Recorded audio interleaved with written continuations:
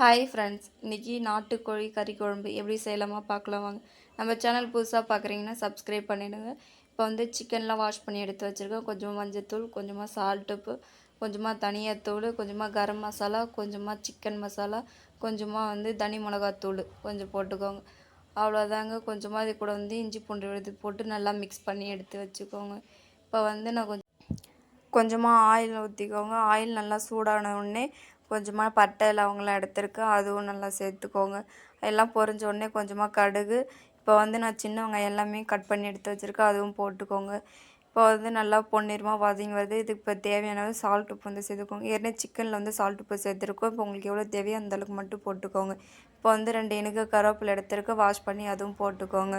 நல்லா பொன்னிறமாக வதங்கினதுக்கப்புறம் வந்து ஒரு 3 தக்காளி பழம் எடுத்துருக்கேன், அதுவும் வந்து சேர்த்துக்கோங்க. நல்லா பழமாக எடுத்துக்கோங்க, நல்லா சூப்பராக இருக்கும்.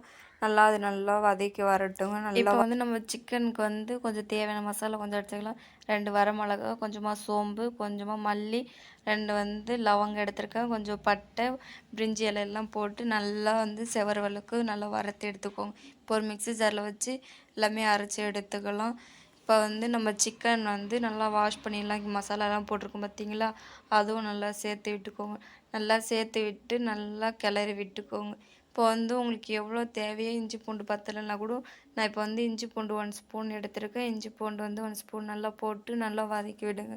நல்லா வதக்கி விடுங்க. எனக்கு வந்து கறி வந்து கொஞ்சம் ரஃப்பாக இருக்கும். நீங்கள் வேணும்னா கூட குக்கரில் போட்டு கூட வேக வைக்கலாம். ஆனால் எனக்கு குக்கரில் போட்டால் பிடிக்காது. நீங்கள் இது ஒன்றா அப்படி ஒன்றா ட்ரை பண்ணி வேணால் பாருங்கள், நல்லா சூப்பராக அருமையாக இருக்கும்.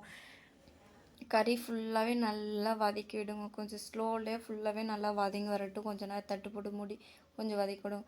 இப்போ வந்து நம்ம கறிக்கு தேவையான அளவு வந்து தண்ணி ஊற்றிக்கலாம். உங்களுக்கு எவ்வளோ தேவையோ அந்த அளவு ஊற்றிக்கோங்க. கொஞ்சம் அதிகமாகவே ஊற்றிக்கோங்க. ஏன்னா வந்து கறி வந்து அவ்வளோ சீக்கிரம் வேகாது. அதுக்காக வந்து இப்போ தண்ணி நல்லா ஊற்றிடுவாங்க. இப்போ நான் வீட்டு மிளகாத்தூள் 2 ஸ்பூன் வந்து போட்டிருக்கேன். இப்போ நம்ம மசாலா எல்லாமே அரைச்சி வச்சுருக்கோம் பார்த்தீங்களா, அந்த மசாலாவும் இதில் சேர்த்து விட்டுக்கோங்க. சேர்த்து விட்டுட்டு இப்போ எவ்வளோ தேவையோ அந்த அளவுக்கு வந்து தண்ணி ஊற்றி நல்லா கலக்கி விட்டுக்கோங்க. நம்ம வந்து குக்கரில் கறி வேக வைக்காமல் இருக்கிறதுனால நம்ம வந்து ஃபுல்லாக நிறைய தண்ணியில் தான் வேக வைக்க போகிறோம். நல்லா தண்ணி ஊற்றி நல்லா மூடி வச்சுக்கோங்க. இப்போ வந்து ஓரளவுக்கு வந்து குழம்பு ரெடி ஆகிடுச்சு பார்த்தீங்களா, எண்ணெய்லாம் ஓரளவுக்கு திரிஞ்சு வரும் பார்த்தீங்களா, அவ்வளோதாங்க இந்த ஸ்டேஜ். பாதி பேர் வந்து புளி கூட கரைச்சி ஊற்றுவாங்க, அதெல்லாம் நல்லா இருக்காது. நீங்கள் இந்தமாரி வேணால் வீட்டில் வேணால் ட்ரை பண்ணி வேணால் பாருங்கள், நல்லா சூப்பராக அருமையாக இருக்கும். இந்த சேனல் ரொம்ப பிடிச்சிருந்தா லைக் பண்ணுங்கள், ஷேர் பண்ணுங்கள், கமெண்ட் பண்ணுங்கள், சப்ஸ்கிரைப் பண்ணுங்கள் ஃப்ரெண்ட்ஸ்.